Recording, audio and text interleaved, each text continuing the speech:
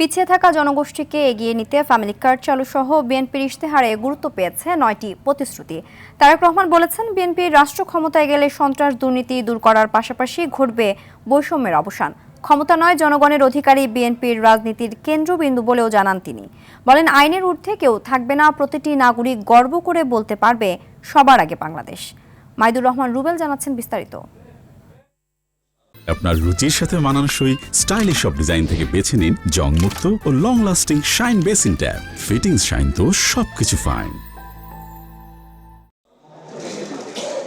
বিকেলে রাজধানীর একটি অভিজাত হোটেলে ত্রয়োদশ জাতীয় সংসদ নির্বাচনের ইশতেহার ঘোষণা করে বিএনপি। দলটির চেয়ারম্যান তারেক রহমান বলেন, মিথ্যে কোনো প্রতিশ্রুতি নয়, জনমুখী ইস্যু নিয়ে ইশতেহার তৈরি করছে বিএনপি। বলেন, বিএনপি নির্বাচিত হয়ে রাষ্ট্র ক্ষমতায় গেলে জুলাই সনদ বাস্তবায়ন করবে। প্রতিষ্ঠার পর থেকে বিএনপি কখনো আদর্শ থেকে বিচ্যুত হয়নি বলেও জানান তিনি। দেশের স্বাধীনতা, দেশের গণ অভ্যুত্থান, দেশের গণতন্ত্রের পুনরুদ্ধার আন্দোলন প্রত্যেকটিকে বিএনপি একমাত্র রাজনৈতিক দল যারা ধারণ করে বা করতে পারে। প্রান্তিক ও নিম্ন আয়ের পরিবারকে সুরক্ষা দিতে ফ্যামিলি কার্ড, উৎপাদিত ফসলের ন্যায্য মূল্য নিশ্চিত করতে কৃষকদের জন্য কৃষি কার্ড দেওয়ার কথাও বলেন তিনি। তরুণদের ভবিষ্যৎ নিশ্চিত করতে কর্মসংস্থান সৃষ্টি, কারিগরি দক্ষতা উন্নয়ন, স্টার্টআপ ও উদ্যোক্তা সহায়তা, বৈশ্বিক ই-কমার্স প্ল্যাটফর্মে যুক্তকরণ সহ মেধাভিত্তিক সরকারি নিয়োগ নিশ্চিত করার কথাও বলেন তিনি। আমাদের দেশের অধিকাংশ মানুষ মুসলমান।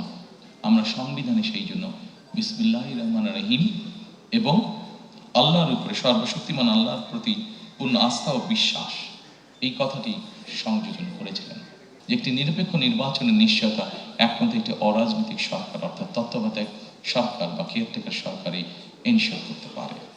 এবং সেই জন্যই আমরা যখন আমাদের ৩১ দফা উপস্থাপন করেছিলাম, সেই সময় আমরা বলেছি আমরা কেয়ারটেকার সরকার আবার দেশে পুনঃপ্রতিষ্ঠিত করতে চাই। বিএনপি প্রতিশোধ নয়, ন্যায় ও মানবিক রাজনীতিতে বিশ্বাস করে বলেও জানান তারেক রহমান। বিএনপি দেশ পরিচালনার সুযোগ পেলে এবং বিএনপির হাতে সেই পরিমাণ সংসদীয় আসনের শক্তি থাকলে আমরা তত্ত্বাবধায়ক সরকারকে পুনঃপ্রতিষ্ঠিত করব।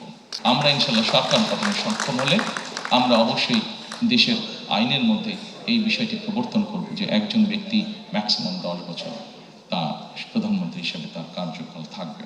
আধুনিক গণতান্ত্রিক ও উচ্চ মধ্যম আয়ের দেশ রূপান্তরে 2034 সালকে লক্ষ্য রেখে কাজ করার কথাও জানান তিনি। দেশে সুশাসন প্রতিষ্ঠার জন্য আগামী 12 তারিখের নির্বাচনে আমরা বাংলাদেশের মানুষের সমর্থনে ইনশাল্লাহ সরকার গঠনে সক্ষম হলে অবশ্যই আমাদের অন্যতম প্রধান লক্ষ্য থাকবে যে কোনো মূল্যে সুশাসন নিশ্চিত করা। সর্বস্তরে যত দ্রুত সম্ভব দ্রুততার সাথে সর্বস্তরে আইনের শাসন প্রতিষ্ঠিত করাই একমাত্র এই দেশ এবং জাতিকে রক্ষা করতে পারে। একই সাথে 2024 সালের যে আন্দোলন হয়েছিল সেখানে বৈষম্য নামক এই শব্দটি অত্যন্ত গুরুত্বপূর্ণ ছিল। লুটপাট নয় উৎপাদন, ভয় নয় অধিকার, বৈষম্য নয় ন্যায্যতা, এই নীতিতে রাষ্ট্র পরিচালিত হবে বলেও জানান তারেক রহমান।